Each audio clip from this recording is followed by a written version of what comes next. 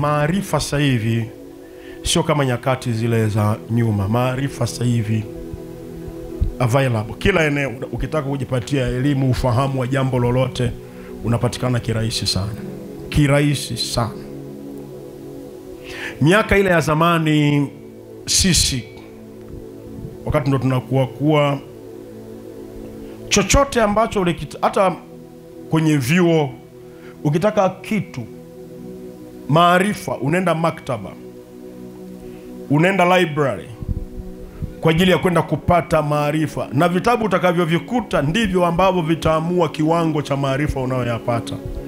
Na maktaba nyingi zilikuwa na vitabu vya miaka 80 huko nyuma, 70 ngapi, 60 ngapi. Vingi maarifa yao yalikuwa yameshapitwa na wakati, lakini mnafundishiwa hayo kwa sababu ndiyo yaliyopo. Sasa hivi ukienda kwenye online libraries, ukienda Google Scholar, ukienda ile inaitwaje ile, kuna website moja wanaitumia sana sasa hivi, hata Google Scholar ni kama watu wengi waitumii kwa ajili ya research. Kuna ile inaitwaje bwana, JSTOR, ambako ndiko sasa hivi yani ni kama ndio ambayo inaaminika na vyuo vikuu vingi kwa ajili ya kufanya tafiti mbalimbali. Umo ndani utakuta kama kuna profesa, kama kuna daktari ameandika kitabu jana, utakipata leo. Ukienda Amazon, ukienda wapi, chochote unachokipata hata kama kimetoka jana unakipata leo. Kwa hiyo mna faida kubwa kutoka kiganjani pako kupata maarifa. Kuna makongamano yanatangazwa Marekani, hata miezi 2-3 wanasema tutakuwa mji fulani, tutakuwa mji fulani. Mnapewa gharama ya vyumba, usafiri, ndege kutoka wanaotokea sehemu fulani, ndege zao zina gharama hii, hoteli zilizopo hali ya hewa iko hivi, gharama za vyakula huko ni hivi. Watu wanaenda kwa mamilioni ya fedha kuhudhuria kongamano la siku 3-4. Lakini mimi nimekaa nyumbani kwangu Lugera, wifi inapatikana, bando ya shilingi kadhaa inanisababisha nihudhurie kongamano liko Marekani, ambalo wengine ili kwenda tu live waende wakaingia wakakae kwenye viti wamelipia mamilioni ya fedha. Lakini mimi niko zangu Lugera na hudhuria kongamano mwanzo mpaka mwisho, na Mungu wetu hana umbali, Mungu wetu hana upendeleo, ananigusa hapo nyumbani, ananibariki hapo nyumbani. Wakifunga kongamano tumefunga pamoja. Kwa nimepata maarifa kwa sababu ya dunia sasa hivi safi. Nilikuwa Nkinga juzi, tulikuwa tuna kikao pale na kana jaribu kupitishana kwenye progress, hatua za maendeleo ambazo zimefanyika pale hospitali, na tumeshafunga mfumo wa mawasiliano na wanaweza kufanya vikao na masuala ya tiba na madaktari popote duniani, kwa sababu tushafunga ule mfumo. Mnakaa kwenye conference room na wale wako kwenye conference room yao, mnaonana huku na wale wanaonana live, mnafanya vikao bila mtu kusafiri toka Marekani au Sweden au wapi kuja mpaka Nkinga. Kwa teknolojia imetupa advantage kubwa ya mafundisho, maarifa, yote viko karibu sana na sisi. Kwa bando tu ya shilingi ngapi unapata kila kitu mkononi mwako. Kipindi kile sisi ilikuwa maarifa kuyapata ni shida sana. Kwa hiyo ni advantage ambayo kizazi hiki tunacho, na tunapaswa kutumia faida hiyo vizuri kwa utukufu wa Mungu Baba. Amen. Lakini pia bahati mbaya sana, katika wingi huo wa maarifa kuna ujinga mwingi sana ndani yake, ambao nao pia unapatikana ni kirahisi.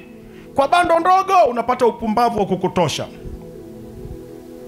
Yaani utakuwa mjinga mpaka dunia itakushangaa ndani ya dakika chache, kulingana na kile ambacho umekidownload na kukiingiza ndani yako, kitakavyo kubadilisha mtazamo wako, dunia unavyoiona, unavyoitafsiri. Utakuwa mwehu fulani ambaye uko smart, lakini umewehuka kutokana na kile ambacho umekipokea, na mpaka watu watakushangaa na utajivunia, utasema mimi msimamo wangu ni huu, nikiamua nimeamua, hongera sana. Lakini muda ndiye muamuzi. Itafika mahali kuja kugundua kumbe nilikuwa nimeshika kwenye makali na shetani ameshika kwenye mpini. Mungu atusaidie sana. Kwa hiyo A na B vyote vinapatikana, na ndio maana Mungu akasema nimeweka mbele yako uzima na mauti, baraka na laana, chagua uzima, achana na mauti. Mtu mmoja aseme amina. Amen. Sasa watu wa Mungu, vijana Ibrahim, nataka nijikite kwenye hizi pointi mbili hapa kwa jioni hii ya leo. Alafu ninaamini kwamba Mungu atakuwa anakukumbusha vitu fulani. Ibrahim aliweka sharti la kwanza, hakuna kuingia patano, hakuna kuweka mahusiano, urafiki, uchumba au ndoa. Yaani kuanzia urafiki, mahusiano, uchumba unaopelekea kwenye ishu ya ndoa na mtu ambaye sio wa jamii moja na ya kwake, na mtu ambaye hajaokoka. Sasa unielewe vizuri naposema hajaokoka. Inawezekana hajaokoka yuko huko duniani, na inawezekana hajaokoka na amekalia viti vya Shalom na anahesabiwa mshirika wa Shalom, lakini ni kapagani tu fulani ambako kamezaliwa kwenye dini, kamekuliemo. Kwa hiyo pointi yangu ni hii, hata kama narukaruka hapa kanisani sifa nini na nini, mchunguze ameokoka. Hakuna amina. Zoa sasa, au zolewa sasa, unakuja kulia mdomo juu hivi. Nakwambia tuko hapa. Narudia tena ndugu wananchi, moja, ameokoka kweli kweli. Hauamini ninachokiongea? Hebu kila mmoja fanya tathmini fupi tu ya ndoa nyingi sasa hivi tulizonazo kanisani. Hali mbaya.